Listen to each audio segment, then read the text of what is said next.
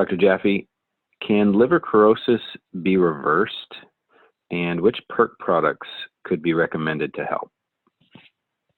Well, cirrhosis of the liver is a very big issue and covers a lot of different situations.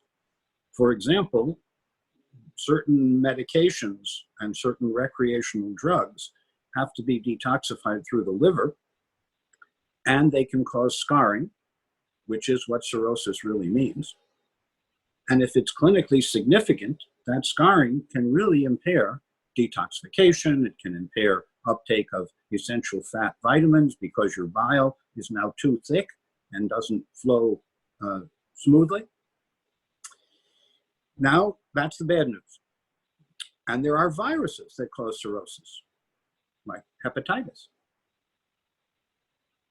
And there are a variety of other environmental chemicals that can cause scarring of the liver and cirrhosis.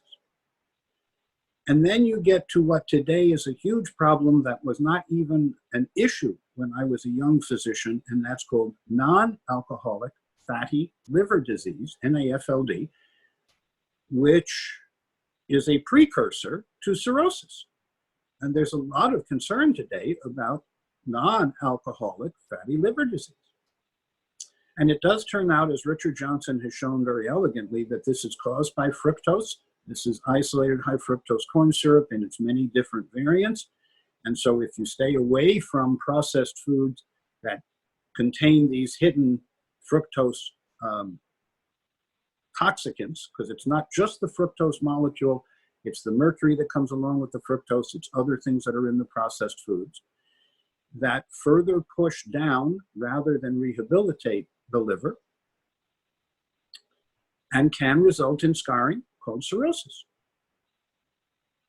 And there are protective cells called Kupffer cells, and the blood is supposed to go past the Kupffer cells, which are supposed to take out the toxins to the extent that those cells can. But the people who get cirrhosis, their Kupffer cells aren't very present. If they're present, they're not very active. And so today there are many ways, other than being an alcoholic, because when I was a young physician, Charlie Lieber showed very clearly that alcoholics get scarring of their liver because they don't eat. It's not just the booze, it's not just the alcohol. It's the fact that when you get blind drunk too often, you are not nutritionally competent. And he actually showed in Newark, New Jersey, that if you gave alcoholics vodka with vitamins in it, that they didn't have anywhere near as much cirrhosis, as much scarring of their liver. So cirrhosis, big issue. Reversing cirrhosis, an equally big challenge. And there is, as always in physiology, just a little bit of good news. And that is as follows. If you have 5% of your liver left, you can regrow the rest of your liver as long as you make a dramatic change in your lifestyle. Because whether the cirrhosis will progress, whether you can put into remission cirrhosis, is a function of what you eat and drink, think and do. It is exactly what we recommend to evoke human healing responses, in this case specifically the scarred liver. And the body is really quite remarkable when you remove obstacles to recovery. And so if there's only 5% of the liver left, you can regrow a healthy liver. On the other hand, you can't continue to do the things that advanced the scarring, that advanced the cirrhosis, and expect to get a different outcome. Part of this is actually very personal because my father had such a compromised childhood, such an impoverished and nutritionally impaired childhood, that he had nutritional cirrhosis. He had scarring of his liver and was really not expected to live much past 40 or 50. And I'm glad to tell you we had him until 90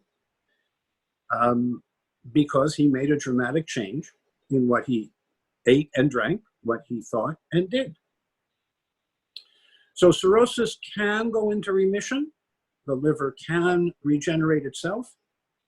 And that kind of a program is a very meticulous example of what we recommend although generally people do much, but not all of what we recommend, and they do it much of the time, but not all of the time.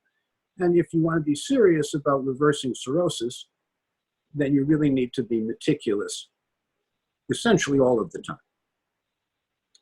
And usually in regard to cirrhosis, there are certain markers that the physician will use to measure the progression or the regression, to measure the harm or the reversal and remission. And no, we don't talk about cure. What we talk about is long-standing remission, knowing that nature, nurture, and wholeness can do things that even the smartest pharmaceutical cannot do when they're applied caringly, competently, and consistently. Now, in regard to what PERC products we would recommend, that would really depend somewhat on the individual. So while I'm very sure that we would include PERC LifeGuard mini capsules, we would include PERC Potent C Guard based on the C Cleanse, we would include polyphenolics such as Repair Guard, we would include LivaGuard, we would include the MDP for the carnitine fumarate. There probably are a few more that we would add so that you could jumpstart the rehabilitation and remission and renewal of the liver. But there isn't, first of all, cirrhosis, as I indicated, comes in many different forms and flavors, different kinds and causes. But beyond that, you're always taking care of an individual. And even if that individual has a diagnosis called cirrhosis, you still have to individualize their care. And that includes the PERC products that are appropriate for them, based on their self-assessments, based on their predictive biomarkers, based on other things like liver function tests that can be easily performed on the blood, or other markers of how the liver is functioning. Because when your liver is happy, your life is really pretty good. And when your liver is not happy, your life is much impaired. So it's an important issue. It's applicable to more and more people today. It is possible to have a remission with the help of PERC products from cirrhosis. And we would want that for everyone.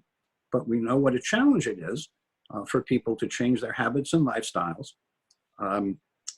before they're assured that they're going to get a guaranteed result. And we can't guarantee that the sun will rise in the morning. So all we can say is we've seen other people go into remission. We see that routinely when people follow these kinds of comprehensive restorative programs.